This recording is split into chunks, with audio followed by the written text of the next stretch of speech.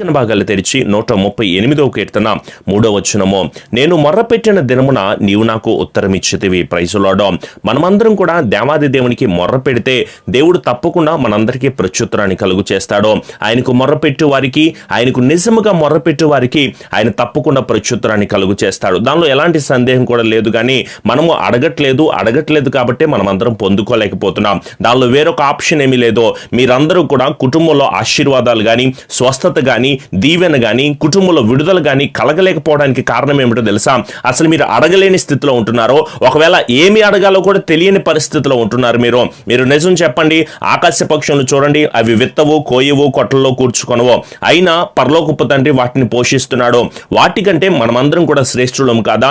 ఎప్పుడు ఏమి తిందామా, ఏమి తాగుదామా, ఏం ధరించుకుందామా, ఎలా బ్రతుకుదామా, ఎలా మనం వెళ్దామా, ఏంటి పరిస్థితి, ఏమి తిందామని ఎప్పుడు ఏదో ఒక రకమైన ఆలోచన చేస్తానే ఉంటున్నావే తప్ప మనస్ఫూర్తిగా నువ్వు చెప్పగలుగుతున్నావా, నేను ఆయన రాజ్యమును నీతిని మొట్టమొదటిగా వెతుకుతున్నాను, నాకు కావలసినన్నిటిని కూడా దేవుడు తప్పకుండా సమకూరుస్తాడు అనే ఒక బలమైన విశ్వాసం లేదో, ఒక బలమైన నమ్మిక లేకుండా నువ్వు ఎందుకలా జీవించే వారిగా ఉంటున్నావు? యోహాను సువార్త 15వ అధ్యాయం 7వ వచనంలో ఆయన క్లియర్ గా చెప్పేశారు, ముందు మనము ఆయన యందును, ఆయన మాటలు మన యందును నిలిచి ఉండిన ఎడల మనకి ఏది ఇష్టమో అడగమని ఆయన చెప్తా ఉంటుంటే, ముందు మనము ఆయనలో నిలిచి ఉండే వారిగా ఉండాలి. ఆయన వాక్యము మనలో నిలిచి ఉండే వారిగా ఉండాలి. ఆయన మాట ప్రకారంగా జీవించాలి. ఆయన ఆజ్ఞల ప్రకారంగా జీవించాలి. అక్రమమైన జీవితాన్ని జీవించకుండా నీతి కలిగి బ్రతుకు గనక మనం జీవిస్తే తప్పకుండా దేవుడి ప్రత్యేకమైన ఆశీర్వాదాలు మనం పొందుకుంటాం. మీకు ఏది కావాల్సి వచ్చినా దొరుకుతుంది. అడుగుడి మీకు ఇవ్వబడునని దేవుడు వాగ్దానం చేశాడు. వెతికితే దొరుకుతుంది, తట్టితే తప్పకుండా తీయబడుతుంది. మనం చెడ్డవారై ఉండి మన పిల్లలకు మంచి ఈవులు ఇవ్వాలనుకుంటున్నామో, రొట్టెని అడిగితే రాయినివ్వమో, చేపను అడిగితే పామునివ్వమో, మనం ఎంతో చెడ్డవారిగా ఉండి మన పిల్లలకి మంచి ఈవులు ఇవ్వాలని మనం ఎంతగానో ఆశపడతా ఉంటే, పరలోకపు తండ్రి మనకు గొప్ప ఈవులతో శ్రేష్టమైన, ఇప్పుడు నువ్వు ఎదుర్కొంటున్న ఆర్థిక ఇబ్బంది, నువ్వు ఎదుర్కొంటున్న సమస్య, ఏదైతే ప్రాబ్లం ఫేస్ చేస్తూ అంధకారమైన పరిస్థితుల్లో ఎదురు చూస్తూ ఉంటున్నావో, నీ ప్రతి బంధకం కూడా యేసు నామములో విడుదల కలుగుతుంది. అయితే నువ్వు ప్రార్థన చేయి. ఈ క్షణమే, ఈ నిమిషమే దేవాది దేవుడు నీతో మాట్లాడుతున్న కొలది నువ్వు ఏమడుగుతున్నావో కనీసం నీకు తెలిసే వారిగా ఉంటున్నావా? ఏమడుగుతున్నారో అర్థం కావట్లేదు. అసలు అడగలేని వారిగా ఉంటున్నారు. మీరు చాలా మంది ప్రార్థన చేయలేని స్థితిలో ఉంటున్నారు. నిజంగా చాలా బాధాకరమైన విషయము. ఈ క్షణమే నువ్వు మోకరించి ప్రార్థన చేయి. పాపంలో ప్రాయశ్చిత్తం పొందాలంటే ప్రార్థన చేయాలన్న విషయం తెలుసుకో. నువ్వు పాపం చేస్తూ ఉంటున్నావు, పాప సహితమైన కార్యాలు చేస్తూ ఉంటున్నావో, పాపుల ప్రార్థన నేను ఆలకించనని చాలా క్లియర్ గా చెప్పేస్తా ఉంటుంటే దేవుడు నీకు ఎందుకు సమాధానం ఇస్తాడో? నువ్వు పాపి సహితమైన క్రియల్లో జీవించే వారిగా ఉంటున్నావు. దయచేసి మీరందరూ కూడా ముందు మీ పాపాలను ఒప్పుకోవడానికి ప్రార్థన చేయండి. మీరు మీ హృదయాన్ని శుద్ధి చేసుకోవడానికి ప్రార్థన చేయండి. దేవుని పరిశుద్ధాత్మతో మీరందరూ కూడా నింపబడండి. రక్షణ అనుభవంలోకి మీరు రండి. ఎన్నో దురాత్మ శక్తుల చేత, ఏ కోపమని, అసూయని, అనుమానమని, లోక సంబంధమైన భయంకరమైన విషయాల చేత మీరందరూ విడుదల లేకుండా ఉంటున్నారో, అపవిత్రమైన జీవితాన్ని జీవించే వారిగా ఉంటున్నారో, దేవుని కృపను వదిలిపెట్టేసి విడిచిపెట్టేసి లోక సంబంధమైన విషయాలకి, ఈ సినిమాలే బాగున్నాయి, ఈ సీరియల్లే బాగున్నాయి, ఈ డబ్బే బాగుంది, ఈ లోక జీవితమే బాగుంది, ఈ లోకంలోనే నేను జీవించేస్తా ఉంటున్నాను అని చెప్పేసి భ్రమ పడతా ఉంటున్నారు. చాలా జాగ్రత్త. ఈ లోకము ఏ ఒక్కరికి కూడా శాశ్వతము కాదో.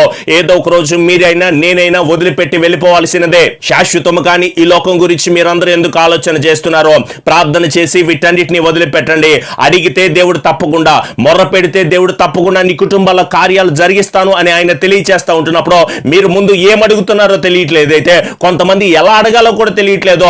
మీలో చాలా సమస్యలతో ఉంటున్న వారు ఉన్నారు. ప్రతిరోజు కూడా ఫోన్ చేస్తూ, అన్నా నేను ఈ సమస్యతో ఉన్నా, ఈ బాధతో ఉన్నా, నా కుటుంబంలో ఈ వేదన ఉందన్నా, అనారోగ్యంతో బాధపడుతున్నాను, నా కుటుంబంలో ఎన్నో రకాల సమస్యలు ఉన్నాయి, అవమానాలు పొందుకుంటున్నానన్నా, నిందల్లోనే వెళ్తా ఉంటున్నాను, శ్రమలు నా జీవితంలో వస్తున్నాయి, గర్భఫలాలు లేవన్నా, వివాహాల కోసం ప్రార్థన చేయండి, పిల్లలు పాడైపోతున్నారన్నా, అందరూ ఉన్న అనాథగా నేను బ్రతుకుతానున్నా అని చెప్పేసి ఎన్నో రకాలైన సమస్యలు, ఎన్నో రకాలైన వేదనలతో చక్కగా తెలియజేస్తా ఉంటున్నావో, అయితే నువ్వు చేయవలసిన ఒకే ఒక విషయం ఏమిటో తెలుసా?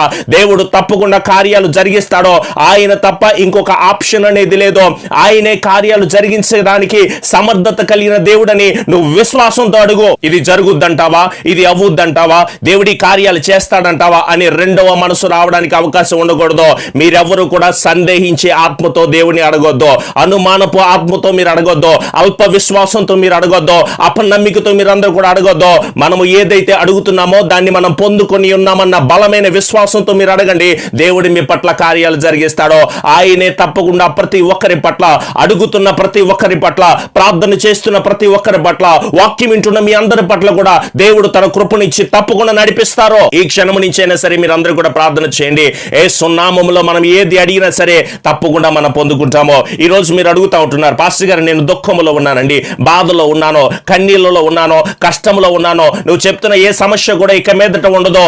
ఈ రోజు మీరు పడుతున్న ప్రతి కష్టము కూడా కేవలము కొంతకాలమే, నువ్వు పడుతున్న దుఃఖము కూడా కొంతకాలమే. దేవుడు నీ వేదనను చూస్తూ ఉంటున్నాడు, గొప్ప దీవెనగా మారుస్తాడు. దేవుడు నీ దుఃఖాన్ని చూస్తూ ఉంటున్నాడు, సంతోషం ఇచ్చి నడిపిస్తాడన్న విషయాన్ని నువ్వు మర్చిపోవద్దు. అప్పటి వరకు కూడా సాక్ష్యాన్ని నిలబెట్టుకో, అప్పటి వరకు వాక్యములు నువ్వు జీవించో, అప్పటి వరకు దేవుని పనులు నువ్వు ముందుకు సాగుతూ ఉండవు. నీ ప్రార్థన జీవితాన్ని నువ్వు వదిలిపెట్టుకో, విశ్వాస సహితమైన భక్తిని చేస్తూ నిజమైన పరిశుద్ధత కలిగిన జీవితాన్ని నువ్వు జీవిస్తూ ఉంటుంటే, ఆయన బలిష్టమైన చేతుల కింద మనమందరం కూడా దేన్న మనస్సు కలిగి మనమందరం కూడా జీవిస్తూ ఉంటుంటే, ఆయన సర్వోన్నతుడైన కృప మనందరికీ కూడా ఎల్లప్పుడూ కూడా తోడై ఉంటుంది. నాకు తోడై ఉన్నది, నేను అనుభవించినది, నేను దేవుని కృపలో ఎదుగుతున్న స్థితినే ఈ రోజు మీకు నేను ప్రకటిస్తూ ఉంటున్నాను. ఆ సర్వోన్నతుడైన దేవుని పాదాల చెంత కూడి అడుగుతూ ఉంటున్నప్పుడు దేవుడు తెలియజేసిన శ్రేష్టమైన మాట, మీరందరూ మొర్ర పెట్టుకుంటే, మీరందరూ నిజంగా మొర్ర పెట్టుకుంటే, మీ హృదయముతో ఆయన్ని అడిగితే ప్రతి ఒక్కరి మొర కూడా ఆలకిస్తాడో. ఆయన ధనవంతుల మొరనే లేకపోతే దేవుని తెలుసుకున్న వారి మొరనే ఆలకిస్తాడా? కాదో. మీరు కూడా మొర పెడితే దేవుడు తప్పకుండా మీ మొరను ఆలకించే దేవుడై ఉన్నాడు. అయితే మీరు అడిగిన దాన్ని పొందుకొని ఉన్నారన్న విశ్వాసంతో మీరు అందరూ కూడా అడగండి. దేవుని ఆత్మ మీకు ఎల్లప్పుడూ కూడా తోడై ఉంటుంది. దేవుడు మీకు పూర్తి శక్తిని ఇస్తున్నాడు, పూర్తి బలాన్ని ఇస్తున్నాడు. పూర్తి నమ్మికను కలిగి మీరు ఉండండి. ఒకవేళ బాప్తిసం తీసుకోకపోతే ఈ క్షణమే ఆయన నిజరక్షకుడిగా అంగీకరించండి. అంతము సమీపిస్తూ ఉంటుంది. మనమందరం బాధకరమైన పరిస్థితుల్లో వెళ్ళిపోతూ ఉంటున్నాము, దుఃఖభరితమైన జీవితంలోకి వెళ్ళిపోతూ ఉంటున్నాము. రాకడ సూచనలు చేస్తూ ఉంటున్నాయి. అంత్యక్రీస్తు మనకి 666 ముద్ర, ప్రత్యేకమైన ముద్రగా పిలువబడుతున్న ఈ ఆర్డర్స్ కూడా త్వరలోనే రాబోతున్నాయని మనం వింటూ ఉంటున్నప్పుడు, అంత్యక్రీస్తు వస్తున్న సమయంలో వెంటనే ఆయన రెండవ రాకడ మనకు వచ్చేస్తుంది అన్న విషయాన్ని మనందరికీ కూడా తెలిసినప్పుడు మన కుటుంబాలను మనం మార్చుకుందాం, మన బిడ్డల్ని మనం మార్చుకుందాం, మన జీవితాన్ని మనం మార్చుకుందాం. వేషధారణ భక్తిని వదిలిపెట్టండి, లోక సంబంధమైన విషయాలను వదిలిపెట్టండి. మీ బాధలు పోతాయి, మీ సమస్యలు పోతాయి, మీ ఇబ్బందులు పోతాయి. మీకు ఏదైతే వేదనతో ఉంటున్నారో మీ నోరుని దేవుడు ఆనందంతో నింపుతాడో, మీ హృదయాన్ని సంతోషంతో నింపుతాడో.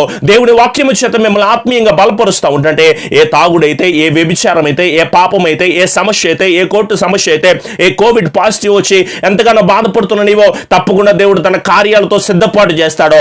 అయితే నువ్వు భయపడవలసింది ఒకటే, ఆయన రాకడ వచ్చినప్పుడు ఒకవేళ ఎత్తబడలేకుండా ఇక్కడే ఉండిపోయారనుకోండి, ఇంతకంటే దయనీయమైన పరిస్థితి ఎవరికి ఉండకూడదు.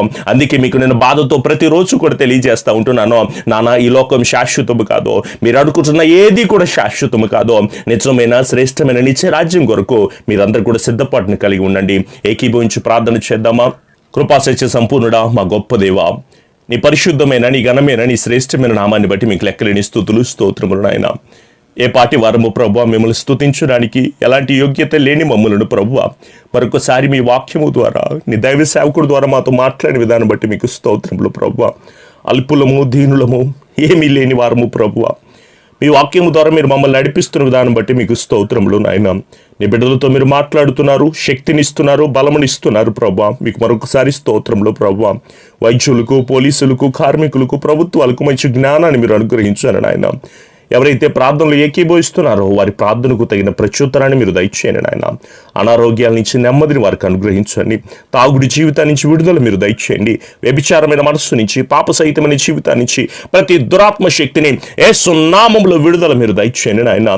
నీ బిడ్డలు ఏదైతే సమస్యలతో బాధపడతా ఉంటున్నారో నీ సన్నిధిలో వారందరూ మొరపెడుతూ ఉంటున్నారు ప్రభా. మీరు మొరపెడితే కార్యాలు జరిగిస్తా అన్నారు కదా ప్రభు. ప్రతి ఒక్క ప్రార్థన అవసరతను విన్నదేవా, ఒక్కసారి మీ కాపుదల బిడ్డలకు మీరు అందించి స్థిరపరిచి కృప దయచేయమని ఈ రోజు మేము లైవ్ లో ఏకీభవించి ప్రార్థన చేస్తూ ఉండగా మీ వాక్యము ద్వారా మీ బిడ్డలతో మాట్లాడి ఎంతో మంది బాప్తిసాలు లేక ఎంతో మంది నిజరక్షకుడుగా అంగీకరించుకుంటున్న వారందరి కుటుంబాల్లో మీ వాక్యము ద్వారా మీరు స్థిరపరిచి దీవించి ఆశీర్వదించి కృప దయచేయమని మా ప్రియ రక్షకుడైన యేసు నామములో అడుగుచున్నాము తండ్రి, ఆమెన్. ప్రార్థన అవసరత హైదరాబాద్ నుంచి రత్నాకర్ గారు, కృష్ణవేణి గారు దేవుడు వారి కుటుంబాన్ని దీవించాలంటూ, అలాగే వారి బాబు అభిషేక్ చుట్టూ, అలాగే ప్రజ్ఞా సాహితీ బిడ్డ చుట్టూ దేవుడు కాపుదల దయచేయబడాలంటూ, అలాగే రాజ్ కుమార్ గారు, ప్రశాంతి వారికి ఇచ్చిన 3 బిడ్డల చుట్టూ దేవుడు తన ప్రత్యేకమైన కాపుదలతో నింపి నడిపించబడాలంటూ కూడా మనం అందరం కూడా ప్రార్థన చేసే వారికి ఉందాం. అలాగే మీ ప్రార్థన అవసరతలు మాకు తెలియచేయండి. తప్పకుండా వాటన్నిటి విషయమే ఎల్లప్పుడూ కూడా ప్రార్థన చేసే వారికి ఉంటాం. అలాగే ఈ ఛానల్ని సబ్స్క్రైబ్ చేసుకోండి. అలాగే మీ స్నేహితులకి, బంధువులకి తప్పకుండా దేవాది దేవుని నామాన్ని గణపరిచే వారిగా ఉందాం. ఈ పరిచర్యకు సహకారులుగా ఉంటున్న ప్రతి కుటుంబాన్ని కూడా దేవుడు దీవించి ఆశీర్వదించి బలాభివృద్ధిని దయచేయబడును గాక. ఆమెన్.